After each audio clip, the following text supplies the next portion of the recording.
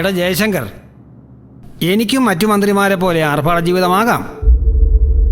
വലിയ ബംഗ്ലാവ്, ഒരുപാട് ജോലിക്കാർ, ആഡംബര വാഹനം, അതെനിക്കുമാകാം. പക്ഷേ ചില മൂല്യങ്ങളിൽ ഞാൻ വിശ്വസിക്കുന്നത് കൊണ്ടാണ് ഈ ലളിതമായ ജീവിതം തിരഞ്ഞെടുത്തത്. പിന്നെ പുറത്തുള്ള പോലീസുകാർ പോലും പ്രോട്ടോകോളിൻ്റെ ഭാഗമാണ്.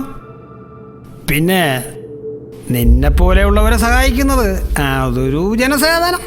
അതൊക്കെ സമ്മതിച്ചു. പക്ഷേ പൊതുപരിപാടികളിൽ കുറച്ച് സെക്യൂരിറ്റി കൂടുതലായി എന്ന് വെച്ചാൽ ഒരു കുഴപ്പമില്ല.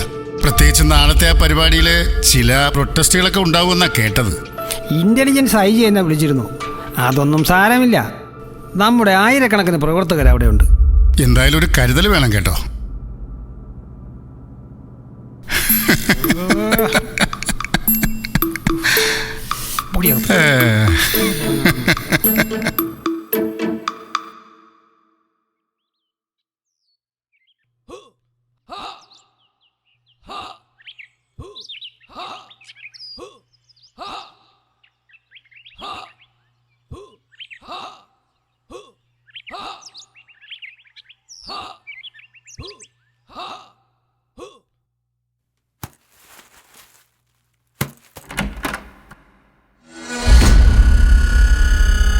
സുഖമാണല്ലോ അല്ലേ? ആരാ മനസ്സിലായില്ലല്ലോ. കുറച്ച് പടക്കം വേണമായിരുന്നു. ഇവിടെ കിട്ടുമെന്നറിഞ്ഞ് വന്നതാ. പടക്കോ? പടക്കം പൊട്ടിച്ചൂടെ കാണിച്ചരാടാ. ആവാം. ആയുധ കച്ചവടം നടത്തി നീ നാട് മുടിക്കുമല്ലോ.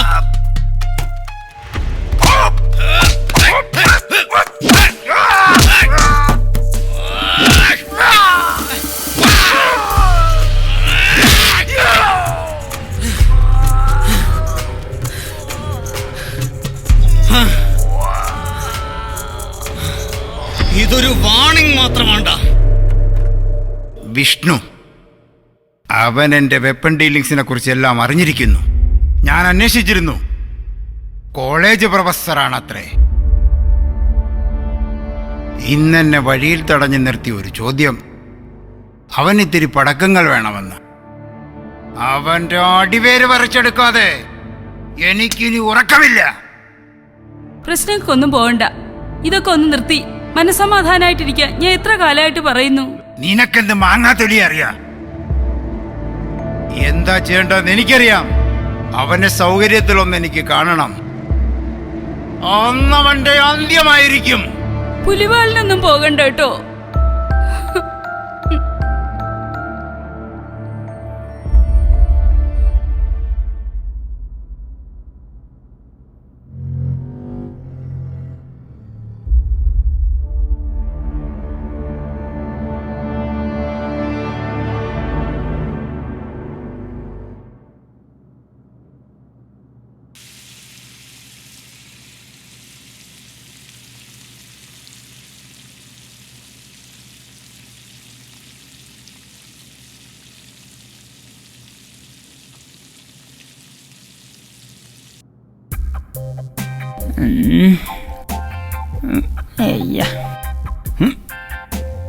സാറേ സാറേ, ഇന്ന് നല്ല സൂപ്പർ മട്ടൻ കറി ഞാൻ വച്ചിട്ടുണ്ട്. 2 എണ്ണം അടിച്ചിട്ട് ചപ്പാത്തിയും കൂട്ടി പിടിച്ചാ പൊളിക്കും. ഇടയ്ക്കിടയ്ക്ക് ഞാൻ തന്നെ അഭിനന്ദിക്കാറുണ്ട് എന്നെ. താൻ എവിടത്തെ കുക്കാടോ? തനിക്ക് ഈ വാചകമടിയല്ലാതെ എന്തെങ്കിലും നേരവണ്ണം ഉണ്ടാക്കാൻ അറിയാമോ? സാറേ, അതാണ് ഇവിടത്തെ കുഴപ്പം. ഈ ചൈനീസും ഫാർ ഈസ്റ്റും ഒക്കെ പഠിച്ചതാണ് എന്റെ തെറ്റ്. ഇതൊന്നും ആസ്വദിക്കാൻ നമ്മുടെ ആളുകൾക്ക് കഴിയുന്നില്ലല്ലോ. അതുമാത്രമോ? ആണും പെണ്ണുമായി പലരും എന്നെ കാണാൻ ഇവിടെ വരും. താൻ അതിൽ കയറി ഇടപെടേണ്ട കാര്യമൊന്നുമില്ല. സാറി, ഫ്ലാറ്റ് ഇവിടെ എടുത്തിട്ടിരിക്കുന്നത് ചെറിയ ചില ചുറ്റിക്കളികൾക്കാണെന്ന് എനിക്കറിയാം. ഞാനിവിടെ പുതിയതാണെങ്കിലും ഞാനിതൊക്കെ മനസ്സിലാക്കി എടുത്തിട്ടുണ്ട്. താൻ തന്റെ കാര്യം നോക്കി അടങ്ങി ഒതുങ്ങി ഇവിടെ കഴിഞ്ഞോളണം. അല്ലെങ്കിൽ ആ വക്കീലിനെ പോലെ ഞാനും തന്നെ ചവിട്ടി പുറത്താകും. ശവം.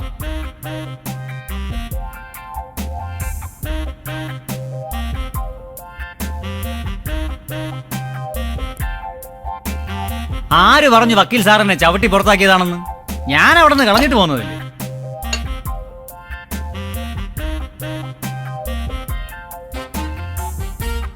എന്റെ ഈ തടിയും പൊക്കം ഒന്നും പുള്ളിക്ക് ഇഷ്ടപ്പെട്ടില്ല സാറേ. Jealous jealous. ഇതൊക്കെ ഹോം ഡെലിവറിയാണ്. Home delivery. ഹോം ഡെലിവറിയോ? എന്റെ അമ്മ എന്നെ വീട്ടിലാ സാറേ പെറ്റത്. ഞാനിങ്ങനെ ഒരു ദിവസം ഒരു സ്റ്റാർ ഹോട്ടൽ അങ്ങോട്ട് കയറി ചെന്നു. സ്റ്റാർ ഹോട്ടലിൽ കയറി ചെന്നപ്പോൾ എന്റെ ഈ തടിയും പൊക്കവും കണ്ടപ്പോൾ മാനേജർ ഇങ്ങോട്ട് വന്നിട്ട് പറഞ്ഞു, സാറേ സാർ ഇരിക്കണം, സാറിന് കുടിക്കാൻ എന്തൊക്കെ വേണ്ടത്, സാറിന് ഏത് സൂട്ടാ വേണ്ടത് എന്നൊക്കെ ചോദിച്ചു. ഞാൻ പറഞ്ഞു, മാനേജറെ സൂട്ടും കോട്ടും ഒന്നുമല്ല എനിക്ക് വേണ്ടത്, നിങ്ങളുടെ ടെറസിന്റെ മുകളിൽ ഇരിക്കുന്ന എന്റെ പ്രാവിനെ പിടിക്കാനാ ഞാൻ വന്നതെന്നും. മാനേജർ ചമ്മിപ്പോയില്ലേ. എന്നിട്ട് ചമ്മല് മാറ്റാൻ ആ മഹാൻ വയറ് നിറച്ച് പച്ചത്തെറി തന്നു സാറേ. സാറേ ഒരു 500 രൂപ അഡ്വാൻസ് വേണമായിരുന്നു.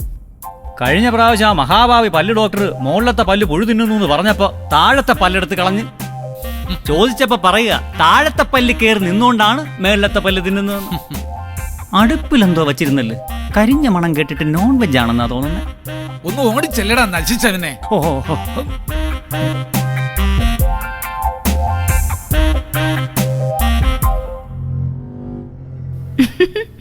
വലിയ സന്തോഷത്തിലാണല്ലോ.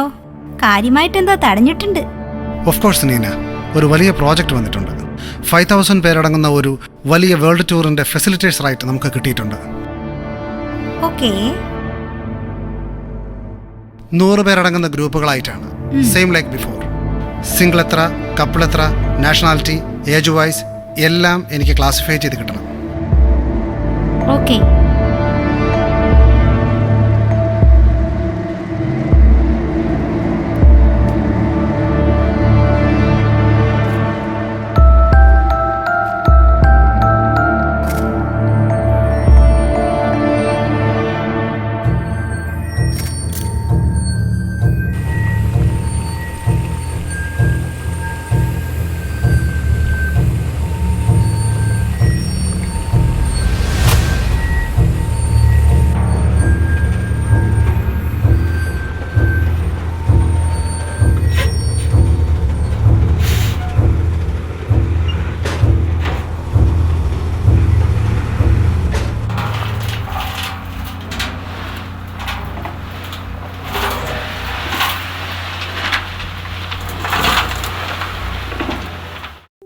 ഇന്നലെ സാറിനെ തിരക്കി ഒരു സ്ത്രീ വന്നിരുന്നു. കണ്ടിട്ട് വിഷപ്പുക അല്ലല്ല വശപ്പശ കാണുമെന്നൊരു സംശയം. ഞാൻ അങ്ങ് പറഞ്ഞു വിട്ടവരെ. പേരെന്താ പറഞ്ഞ്? അയ്യോ ഞാനത് മറന്നു. ഞാൻ ഇനി വരുമ്പോ ചോദിക്കാം. താൻ ഏത് കോത്താഴ്ത്തുകാരനാണ്ടോ? ഞാനൊരു മര്യാദക്കാരനല്ലേ സാറേ. ഇവിടെ നിർത്തി ചോദ്യം ചെയ്തിട്ട് വേണം എനിക്ക് വല്ലതും ഒക്കെ തോന്നാൻ. ഇന്നാളൊരു ദിവസം സാറിനൊരു കാര്യം കേൾക്കണോ? ഇന്നാളൊരു ദിവസം ഞാനൊരു ഹോസ്പിറ്റലിൽ പോയായിരുന്നു എക്സ്റേ എടുക്കാൻ. എന്റെ പെടലി ഒന്ന് ഉളുക്കിയായിരുന്നു. എക്സ്റേ റൂമിലോട്ട് കയറിയപ്പോ അവിടെ തന്നെ എഴുത്തു പറയുക തുണി അഴിക്കാൻ. നമ്മൾ ആണുങ്ങളല്ലേ സാറേ, നാണക്കേടല്ലേ അവരുടെ മുമ്പിൽ വെച്ചൊക്കെ തുണി അഴിക്കുന്നത്. ഈ നാരീമണികളൊക്കെ ഇങ്ങനെ തുടങ്ങിയാൽ പിന്നെ നമ്മൾ എന്ത് ചെയ്യാനാ സാറേ? ഓഹോ, എന്നിട്ടെന്താവാ, ഞാൻ എന്റെ വെർജിനിറ്റിയും കൊണ്ട് സ്ഥലം വിട്ടില്ലേ. നീയൊക്കെ ആണുങ്ങൾക്ക് നാണക്കേടാ. ഓ സാറായിരുന്നെങ്കിൽ അവിടെ നിൽക്കുമായിരുന്നല്ലേ.